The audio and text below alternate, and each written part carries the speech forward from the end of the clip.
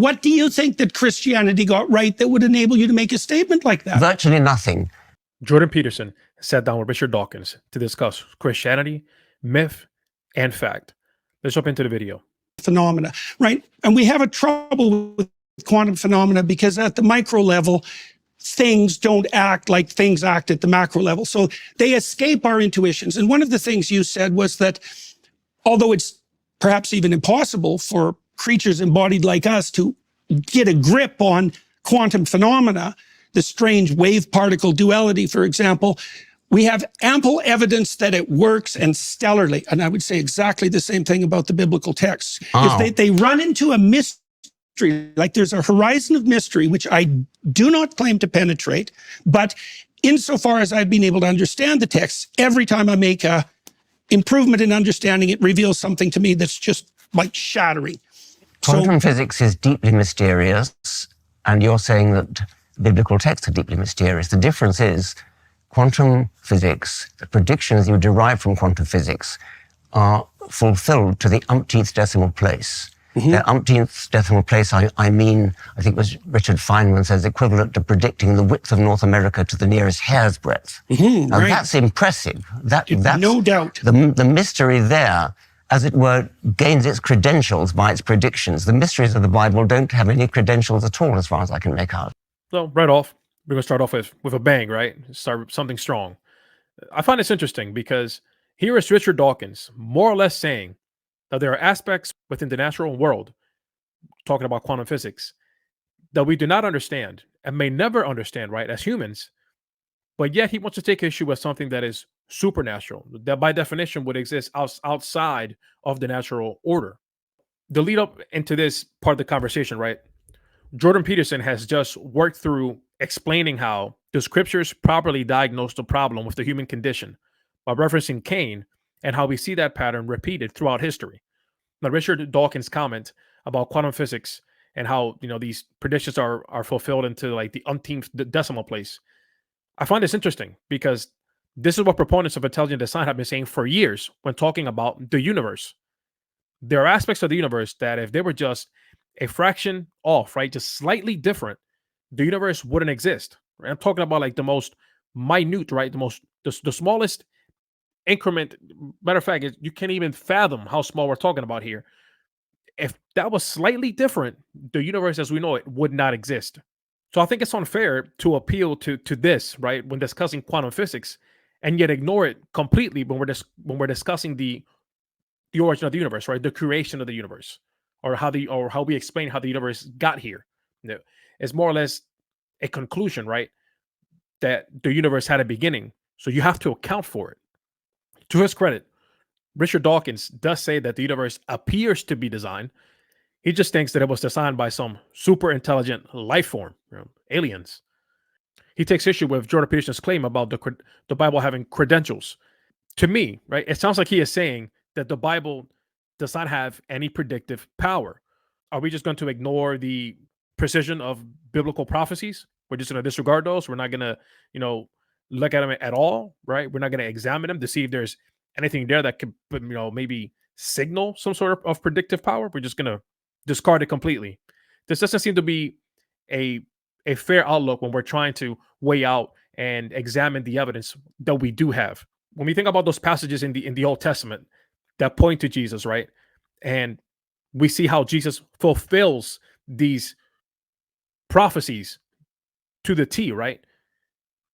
That would seem to be pretty mysterious, especially when you factor in the amount of time that spanned, right, when the prophecy is said to when it is, you know, fulfilled, and the location of where some of those prophecies occurred, right? It's not like they happened, you know, down the street and then so-and-so find out about it and they, oh, look, we can tie this in. That's not the way that worked. So I think we have to really think about what's being said here. Made a statement a couple of months ago that I found very interesting. And I don't claim to understand it, and I'm not trying to put you on the spot with it. You said that you were a cultural Christian. Okay, and so that raised a number of questions in my mind. You know, and the first question was, You are changing the subject. No, I'm not. No, I don't think so. Okay. I may be leaping outside of the topic a bit to get back to it. We can do cultural Christianity, but I think I have a list of questions that you wanted to ask, and that is one of them. But I think Professor Dawkins did ask you... You were referring to the predictive power and to the utility of the stories. Yeah. Okay, so that's actually what I was trying to zero in on. Go ahead. Okay, so that was the point. Well, it seemed to me that your proclamation that you were a cultural Christian was a recognition and a statement that you had found something in the culture that had been derived from Christianity that you had an affinity with, and that there's some reason for that. And one of the things I wanted to ask you is, well, what do you think that Christianity got right that allows you to make a statement like that? I mean, I know that there's differences perhaps in what we both think about the ultimate veracity of the biblical stories. Maybe there isn't differences. Like, it would take a lot of conversation to figure this out, but what did you mean by that? Like, what do you think that Christianity got right that would enable you to make a statement like that? Virtually nothing. I meant by that no more than that I'm brought up in a Christian culture. I went to Christian schools. I therefore know my way around the Bible. I know my way around the Book of Common Prayer. I know the hymns. That's all. I don't value Christianity as a truth system at all. Shout out to Richard Dawkins. He tells you what he's thinking, how he feels. He's not trying to hold back, right? He stands 10 toes deep. You know, he's not going to apologize for what he's thinking. He's going to tell you how it is, you know, and I do appreciate that from him. I do find it interesting that he is, you know, very outspoken and very comfortable telling you how he really feels. Unless, of course, you ask him about Islam. He got real quiet in that conversation with Piers Morgan. And listen, I understand why. Considering the interview he also had on LBC, where he spoke about some of the affinity he had for Christianity, I think it seems disingenuous to say that Christianity got virtually nothing right. Come on, let's be fair. It's true, and perhaps it's not. So the first question is, like, do you think that there are any marked differences between cultural traditions that would enable you to rank order them in terms of their ethical validity? Yes, I do. Okay, so for example, we could contrast mainstream UK Christianity with Islamic fundamentalism. Yes. Okay, so there's a hierarchy. There is a hierarchy. Okay, a hierarchy that points to what? Well, in the case of Islam, I dislike any religion which punishes apostasy with death, that throws gay people off high buildings, that practices clitoridectomy. That seems to me to place Islam on a lower level than Christianity, but that's not to say anything very positive about Christianity. I agree with Richard Dawkins' take here. But why doesn't he like that? In his worldview, this is just his preference. So there is nothing inherently wrong with this, right? There's nothing inherently wrong with people being punished for apostasy or being thrown off of high buildings. Nothing wrong with that. He might not like it. He dislikes it. Okay, but that's not to say that it's something wrong. We're talking about ethics here. So I think that's important. You could make the case that some of this is just evolution taking its course. We're stronger, so we're going to get rid of those who are weaker.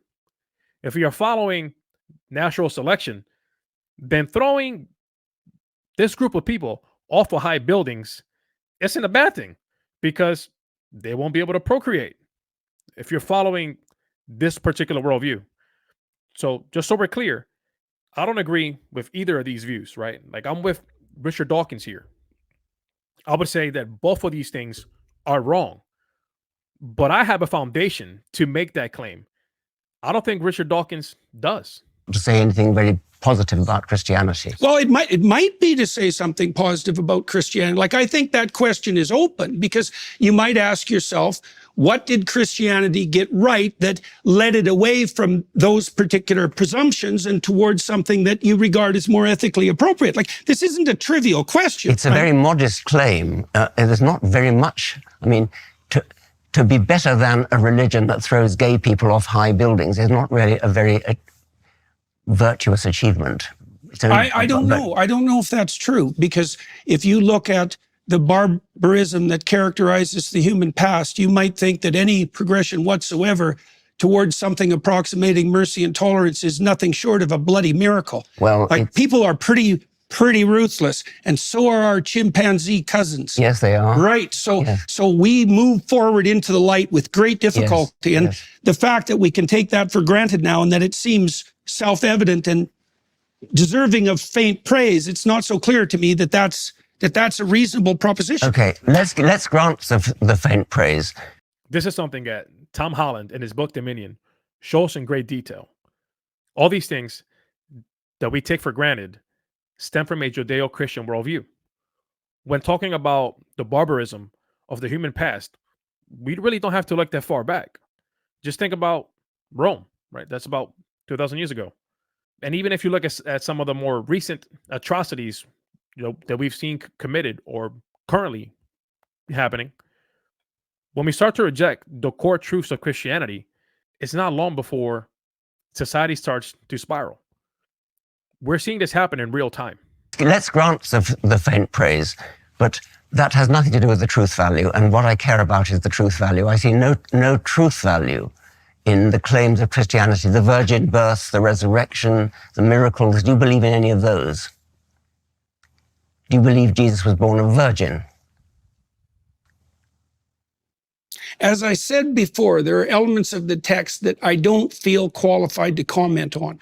My experience has been that the more, I know from a metaphorical perspective and from a mythic perspective what the story of the virgin birth means, and I accept that. I know, for example, that any culture that doesn't hold the image of the woman and infant sacred dies. Do you mean And I don't know how that needs to be expressed in a Is form. it true, though? Do you mean that you don't know? Well, let me ask you about that, because truth, this is something I talked with Sam Harris about too. Truth, as we know, is a tricky business. Do you think there are differences in the truth claims between different writers of fiction? Like, is Dostoevsky more profound than... No, well, I wouldn't call fiction truth claims anyway. I mean, these are... Then on what grounds do we rank order the fiction in terms of quality? Like, Dostoevsky is a profound purveyor of fiction on the philosophical front, unbelievably deep and profound. Yes, There's something true about what he's writing about. It's nothing to do with the truth that science is concerned with. The truth of science is the truth that gets us to the moon. I mean, this is nothing to do with whether one writer of fiction has a sort of insight into human nature. That goes without saying. I accept that. And this is where I think the problem is. You see, in Richard Dawkins' view, the only thing that can be true is that which can be proven scientifically, or at least that's how it comes across. It seems that in his perspective, the only truth that matters is scientific truth. This is similar to what Stephen Hawking said years ago. Philosophy is dead. This is less to do with science and more to do with scientism. Scientism is the belief that science and the scientific method are the best or only way to render truth about the world and reality. I think this is what happens when you get engaged in these conversations where you're not well versed. Throughout the video, you hear Jordan Peterson respond to Alex O'Connor, rightfully pushing back to try to get Jordan to answer in detail or clearly or answer the question directly. And Jordan Peterson says it's hard for me to communicate with him in this sense because he's not well versed in this literature. This is what happens when you have experts, right? But they're experts in their particular field. If they don't know enough about the other disciplines, it's very hard to engage in these conversations. Just because they're experts in their area of expertise, right? That does not necessarily mean that they're the best person to speak on these other disciplines. So I think this is something he's done, in the past as well. He kind of looks down on the other disciplines that are outside of the scientific realm. I think that's just silly. I also want to point out that just a few minutes ago, when we're talking here about truth, he conceded that Christianity is higher on the hierarchy of ethics. I mean, this is nothing to do with whether one writer of fiction has a sort of insight into human nature. That goes without saying. I accept that. Okay, so how do we deal with the notion that on the purely factual side, how do we deal with the idea let's take you talked about clitoridectomy. Let's talk about the oppression of women. Yes. We make a scientific case that that's inappropriate? Or is it a case that we're making on some other grounds? Like I see in the Judeo-Christian tradition, one of the earliest pronouncements is that both men and women carry the image of God, both. And that sets a certain tone to everything that follows. And it is a remarkable proclamation given its radical age, that both men and women carry the image of God and are to be treated as something with intrinsic value outside of the domain of power and politics. And it isn't obvious to me, having thought about this a lot, how we deal with that in the pure realm of fact. Because one of the facts is, if I can oppress you, why the hell shouldn't I? This is a great point. And again, this is something that Tom Holland unpacks in detail in his book, Dominion. He points out how this concept of human rights was alien prior to Christianity. It's after Jesus comes onto the scene that we start to see this take hold, right? This idea of men and women having equal rights. This concept of human rights stems directly from this view that both men and women are made in the image of God. So I have two quotes here from Tom Holland's book, Dominion. That every human being possess an equal dignity was not remotely self-evident, a truth.